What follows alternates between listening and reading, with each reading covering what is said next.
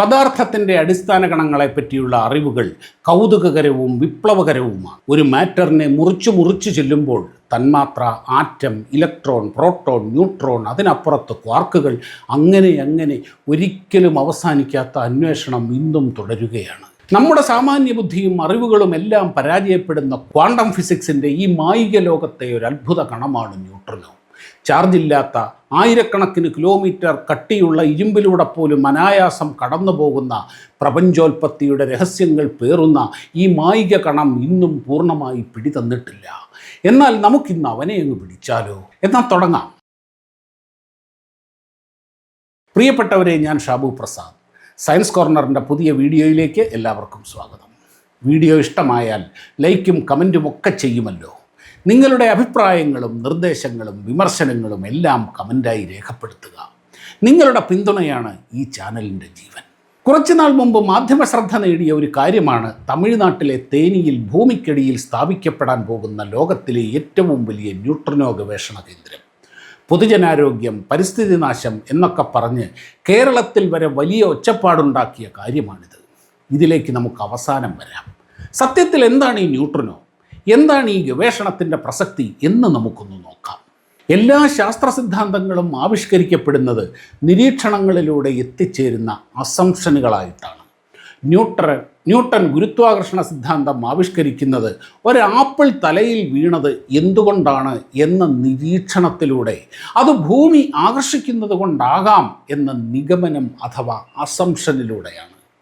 തൻ്റെ ലാബിലെ ഫോട്ടോഗ്രാഫിക് പ്ലേറ്റുകൾ കേടുവരുന്നത് അജ്ഞാതമായ ചില രശ്മികൾ കാരണമാണ് എന്ന അസംഷനിൽ നിന്നാണ് റോൺജൻ എക്സ്റേ കണ്ടെത്തുന്നത്.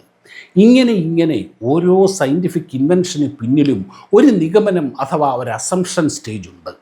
അങ്ങനെയാണ് ഇലക്ട്രോണുകളും പ്രോട്ടോണുകളും തുടങ്ങിയ അടിസ്ഥാന കണങ്ങളെല്ലാം കണ്ടെത്തിയത്. ന്യൂട്രിനോയുടെ കണ്ടെത്തൽ ശാസ്ത്രലോകത്തെ വളരെ രസകരമായ ഒരു കുറ്റാന്വേഷണ കഥ പോലെയാണ്. പരീക്ഷണങ്ങളിൽ കണ്ട ഒരു പിശക് പരിഹരിക്കാനായി സിദ്ധാന്തങ്ങളിലൂടെ ജന്മമെടുത്ത ഒരു കണികയാണ് ന്യൂട്രിനോ. ഇതിന് റേഡിയോ ആക്ടിവിറ്റി എന്താണ് എന്നറിയണം. ഭാരം കൂടിയ ചില മൂലകങ്ങളുടെ, അതായത് പ്ലൂട്ടോണിയം, യുറേനിയം, തോറിയം, റേഡിയം അങ്ങനെയുള്ളതിൻ്റെയൊക്കെ ന്യൂക്ലിയസ് വളരെ അൺസ്റ്റേബിളാണ്. കൂടുതൽ സ്റ്റെബിലിറ്റി കിട്ടാൻ വേണ്ടി അതിൻ്റെ ന്യൂക്ലിയസിനുള്ളിൽ തുടർച്ചയായ ചില കടിപിടികൾ നടക്കും. അതിൻ്റെ ഫലമായി ആൽഫ, ബീറ്റ, ഗാമ എന്നീ റേഡിയേഷനുകൾ അതിൽ നിന്നും തുടർച്ചയായി പുറത്തു വന്നുകൊണ്ടേയിരിക്കും. 2 ന്യൂട്രോണും 2 പ്രോട്ടോണും അടങ്ങിയ ഒരു കണികയാണ് ആൽഫ. ഇതിന് പോസിറ്റീവ് ചാർജുണ്ട്.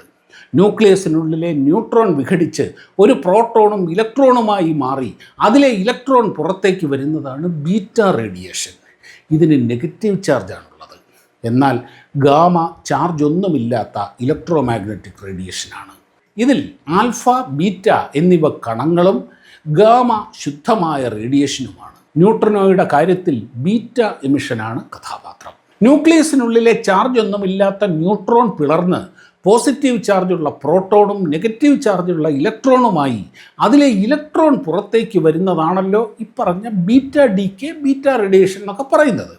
ഇങ്ങനെ സംഭവിക്കുമ്പോൾ ഇപ്പറഞ്ഞ ഇലക്ട്രോണിൻ്റെയും അപ്പോഴുണ്ടാകുന്ന പ്രോട്ടോണിൻ്റെയും ആകെ എനർജി കൂട്ടിയാൽ ആദ്യത്തെ ന്യൂട്രോണിൻ്റെ എനർജി കിട്ടണമല്ലോ. പക്ഷേ അത് സംഭവിക്കുന്നില്ല. കുറച്ച് എനർജി എവിടെയോ മിസ്സാണ്. ഇതെവിടെ പോയി? അതൊരു കള്ളനടിച്ചുകൊണ്ട് പോയി എന്ന് കരുതേണ്ടി വരും. ഉദാഹരണത്തിന്, നമ്മളൊരാളുടെ കയ്യിൽ 1000 രൂപ കൊടുത്ത് കുറച്ച് സാധനം വാങ്ങാൻ വിട്ടു. അയാൾ സാധനം വാങ്ങി 300 രൂപ തിരിച്ചു തന്നു. പക്ഷേ ബില്ല് കൂട്ടി നോക്കുമ്പോൾ 650 ഉള്ളൂ. അപ്പോൾ 50 രൂപ എവിടെ പോയി? ഒന്നുകിൽ നമ്മൾ വിശ്വസിച്ചവൻ, അല്ലെങ്കിൽ ആ കടക്കാരൻ അടിച്ചു പറ്റി. ഉറപ്പല്ലേ? ഇങ്ങനെ ബീറ്റ ഡീകെയിൽ ബാക്കി വരുന്ന എനർജി അടിച്ചു മാറ്റിയ കള്ളനിട്ട പേരാണ് ന്യൂട്രിനോ. ഇലക്ട്രിക് ചാർജും മാഗ്നറ്റുകളും ഒക്കെ വെച്ച് പഠിച്ച പണി 18 നോക്കിയിട്ടും ഇവനെ പിടികിട്ടിയില്ല. അപ്പോൾ ഇവന് ചാർജ് ഒന്നുമില്ല എന്ന് മനസ്സിലായി. ചാർജ് ഇല്ലാത്ത കണങ്ങൾക്ക് നേരത്തെ തന്നെ ന്യൂട്രോൺ എന്ന് പേരിട്ടിരുന്നത് കൊണ്ട് ഇവന് ന്യൂട്രിനോ എന്ന പേരും കിട്ടും. അതായത് ആളിനെ കണ്ടെത്തിയിട്ടില്ല, ഒരുത്തനുണ്ട്, ആ കള്ളനെ പിടികിട്ടിയിട്ടില്ല, അവന് ന്യൂട്രിനോ എന്നുള്ള പേര്. അതായത് സാഹസികമായ ഒരു ഡിറ്റക്റ്റീവ് കഥ പോലെയാണ് ന്യൂട്രിനോ കണ്ടെത്തുന്നത്. 1930കളിൽ തുടങ്ങിയ ഈ അന്വേഷണം 1956 വിജയകരമായി പൂർത്തിയായത്. ന്യൂട്രിനോയുടെ സാധ്യത മേൽപ്പറഞ്ഞ നിഗമനങ്ങളിലൂടെ ആദ്യം പ്രവചിക്കുന്നത് 1930 വുൾഫ്ഗാങ് പോളി ആണ്. ഇങ്ങനെയൊന്നുണ്ടാകാം എന്ന നിഗമനമല്ലാതെ ഈ സാധനത്തിനെ കണ്ടെത്തുക എന്നത് വലിയ പ്രയാസമായിരുന്നു. ചാർജുള്ള കണമാണെങ്കിൽ പോസിറ്റീവോ നെഗറ്റീവോ ചാർജ് കൊണ്ടോ കാന്തിക മണ്ഡലം ഉപയോഗിച്ചോ ഡിഫ്ലക്റ്റ് ചെയ്ത് കണ്ടെത്താം.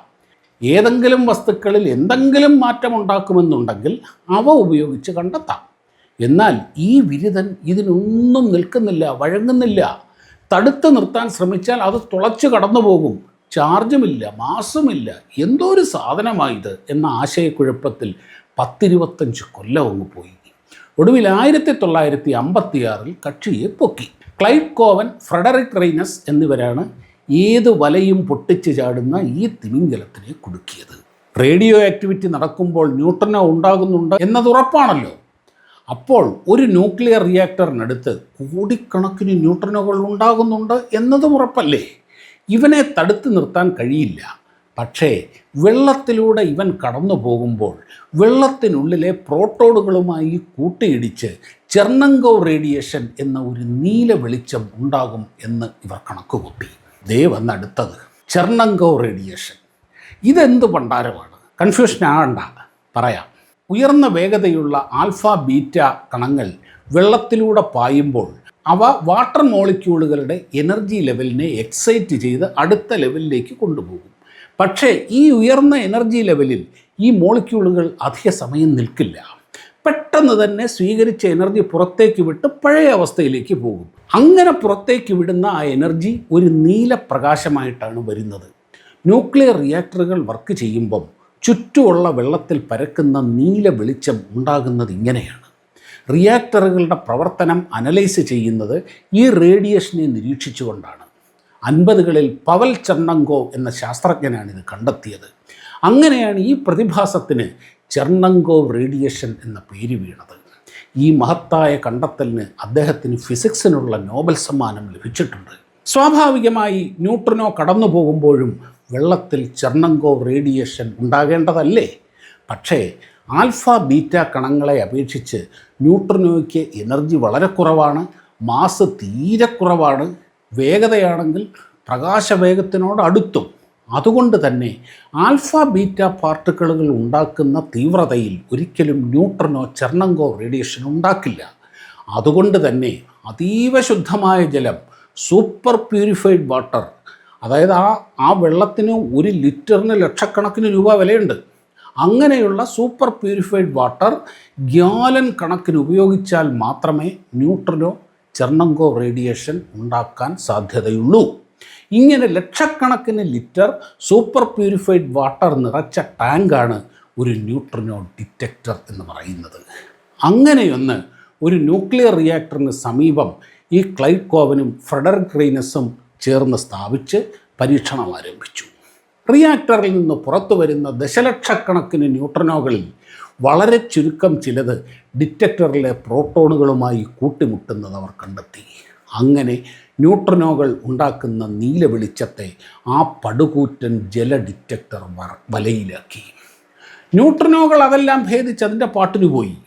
എങ്കിലും അവനുണ്ടാക്കിയ ആ നീല വെളിച്ചം ശാസ്ത്രലോകത്തിന് വലിയൊരു മുതൽക്കൂട്ടായി. ഈ പരീക്ഷണത്തിലൂടെ ന്യൂട്രിനോ എന്നത് വെറും സങ്കല്പമല്ല, യാഥാർത്ഥ്യമാണ് എന്ന് ലോകം അംഗീകരിച്ചു. പക്ഷേ ഈ മഹത്തായ കണ്ടെത്തലിന് നോബൽ സമ്മാനം ലഭിക്കുന്നത് 40 കൊല്ലത്തിന് ശേഷം 1995 അപ്പോഴേക്കും ക്ലൈഡ് കോവൻ ഈ ലോകത്തോട് വിട പറഞ്ഞിരുന്നു. അതുകൊണ്ട് തന്നെ ഈ കണ്ടെത്തലിനുള്ള സമ്മാനം ലഭിച്ചത് ഫ്രെഡറിക് റെയ്നസിനു മാത്രമാണ്. അതിനിടയിൽ ന്യൂട്രിനോ ഗവേഷണത്തിൽ ലോകം ഒരുപാട് മുന്നേറിക്കഴിഞ്ഞിരുന്നു. 3 തരത്തിലുള്ള ന്യൂട്രിനോകൾ, ഇലക്ട്രോൺ ന്യൂട്രിനോ, മ്യുവോൺ ന്യൂട്രിനോ, ഡൗ ന്യൂട്രിനോ എന്നിങ്ങനെ ഉറവിടത്തിനും അതിൻ്റെ ആ സോഴ്സിനും സ്വഭാവത്തിനും അനുസരിച്ച് ഉണ്ടെന്ന് തെളിയിക്കപ്പെട്ടു. സൂര്യനിലും നക്ഷത്രങ്ങളിലും നടക്കുന്ന ന്യൂക്ലിയർ പ്രവർത്തനങ്ങളുടെ ഭാഗമായുണ്ടാകുന്ന ന്യൂട്രിനോകളാണ് ഇലക്ട്രോൺ ന്യൂട്രിനോകൾ. അതായത് ഈ സോളാർ വിൻഡൊക്കെ വരുമല്ലോ, സൗരവാദം, അതിലൊക്കെ ഉള്ളത് ഇലക്ട്രോൺ ന്യൂട്രിനോകളാണ്. ന്യൂക്ലിയർ റിയാക്ടറുകളിൽ നടക്കുന്ന പ്രവർത്തന ഫലമായി ഉണ്ടാകുന്നവയാണ് മ്യുവോൺ ന്യൂട്രിനോകൾ.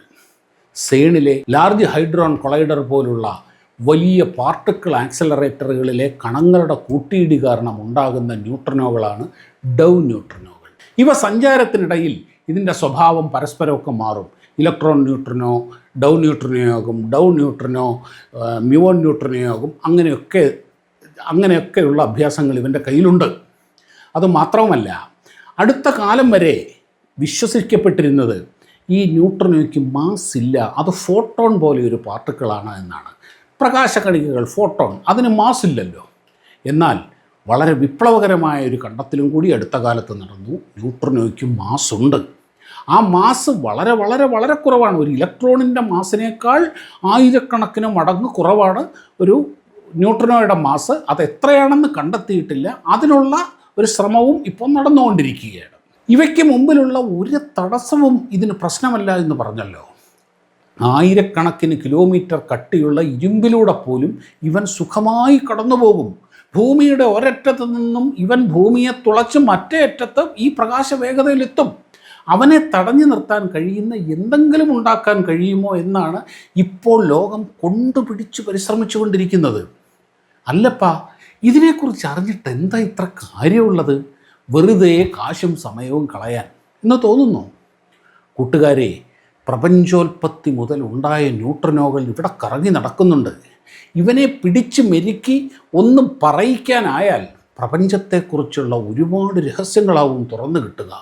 മാത്രവുമല്ല, ഏറ്റവും പുതിയ ഇൻഫർമേഷനുകളാണ് ഇവൻ വഹിക്കുന്നത്. എന്ന് വെച്ചാൽ ഒരു ഉദാഹരണം പറയാം. ഇപ്പോൾ സൂര്യൻ്റെ കേന്ദ്രത്തിലുണ്ടാകുന്ന അയോണുകളും മറ്റുമൊക്കെ ആണല്ലോ ഇവിടെ നമുക്ക് സൗരവാദമായി സോളാർ വിൻഡായി വരുന്നത്. പക്ഷേ അവിടെ നിന്ന് സൂര്യകേന്ദ്രത്തിൽ ഉണ്ടാകുന്ന ഈ അയോണുകൾ സൂര്യൻ്റെ പുറത്തെത്തുന്നതിന് മുമ്പ് അതിൻ്റെ അകത്ത് കിടന്ന് ഒരുപാട് കാലം കറങ്ങും. ലക്ഷക്കണക്കിന് വർഷങ്ങൾ കഴിഞ്ഞതിന് ശേഷം മാത്രമേ അത് സൂര്യനിൽ നിന്ന് പുറത്തേക്ക് പോരുകയുള്ളൂ. അത് പുറത്തെത്തി ഭൂമിയിലെത്താൻ ഒരു സോളാർ വിൻഡായിട്ട് ഇവിടെ എത്തണമെങ്കിൽ ലക്ഷക്കണക്കിന് വർഷങ്ങൾ വേണം.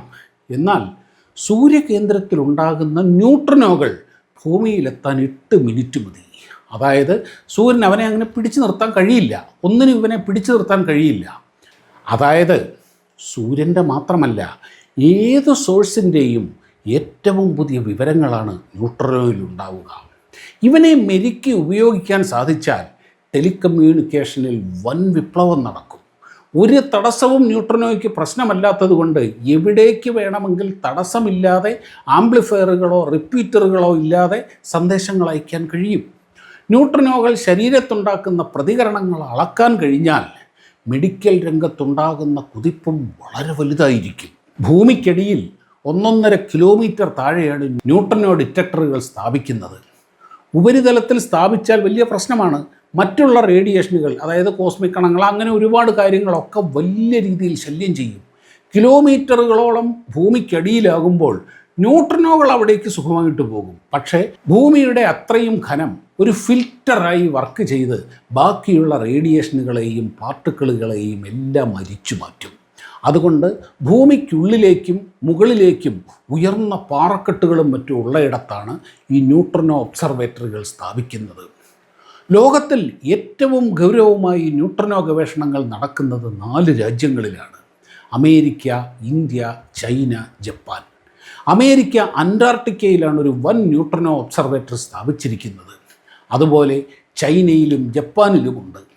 ഇന്ത്യയിൽ അതിന് തിരഞ്ഞെടുത്ത സ്ഥലമാണ് തമിഴ്നാട്ടിലെ തേനി, കേരളത്തിനോട് ചേർന്ന് കിടക്കുന്ന സ്ഥലം. 1500 കോടി രൂപ ചെലവിൽ ഭൂമിക്കടിയിൽ 1.5 കിലോമീറ്റർ താഴെ സ്ഥാപിക്കുന്ന ഈ ഒബ്സർവേറ്ററി ലോകത്തിലെ തന്നെ ഏറ്റവും വലിയ ന്യൂട്രിനോ ഗവേഷണ കേന്ദ്രമാണ്. തേനിയിൽ വരുന്ന ഈ വൻ പ്രോജക്റ്റിനെതിരെയാണ് കേരളത്തിലും തമിഴ്നാട്ടിലും എതിർപ്പുകളും വിമർശനങ്ങളും ഉള്ളത്. പരിസ്ഥിതി, പൊതുജനാരോഗ്യം ഒക്കെയാണ് ഉയർത്തുന്ന പ്രശ്നങ്ങൾ. ഭൂമിക്കടിയിൽ സ്ഥാപിക്കുന്ന ഈ ഒബ്സർവേറ്ററി ഒരു തരത്തിലുള്ള പരിസ്ഥിതി നാശവും ഉണ്ടാക്കില്ല. ലോകത്തുള്ള ന്യൂട്രിനോയെ എല്ലാം കൂടി വന്ന് ജനങ്ങൾക്ക് ക്യാൻസർ പിടിപ്പിക്കുമെന്നാണ് വേറെ ചിലർ പറയുന്നത്. നോക്കൂ കൂട്ടുകാരെ, ഓരോ സെക്കൻഡിലും കോടിക്കണക്കിന് ന്യൂട്രിനോ നമ്മുടെ ശരീരം ഉണ്ടാക്കുന്നുണ്ട്. പുറത്തു നിന്നും വന്നവ കടന്നു പോകുന്നുണ്ട്. അത് വല്ലതും ഈ പറയുന്നവർക്കറിയാമോ? മൊബൈൽ ടവർ ക്യാൻസർ ഉണ്ടാക്കും എന്ന് പറഞ്ഞ് ബഹളമുണ്ടാക്കിയ ടീമുകൾക്ക് എന്തോന്ന് ന്യൂട്രിനോ, എന്തോന്ന് ഒബ്സർവേറ്ററി, എന്തോന്ന് സയൻസ്. എന്തായാലും ന്യൂട്രിനോ ഗവേഷണത്തിൽ ഭാരതത്തിൻ്റെ സ്ഥാനം വളരെ വലുതാണ്. അങ്ങനെ തന്നെ രേഖപ്പെടുത്തും എന്നതും ഉറപ്പാണ്. നമുക്ക് അഭിമാനിക്കാം. വീഡിയോ കണ്ട എല്ലാ സുഹൃത്തുക്കൾക്കും ഒരുപാട് നന്ദി. വീഡിയോ ഇഷ്ടമായാൽ ലൈക്കും കമൻറ്റും ഷെയറും ഒക്കെ ചെയ്യുമല്ലോ. മറ്റൊരു സയൻസ് വീഡിയോയുമായി ഉടനെ കാണാം. നന്ദി, നമസ്കാരം.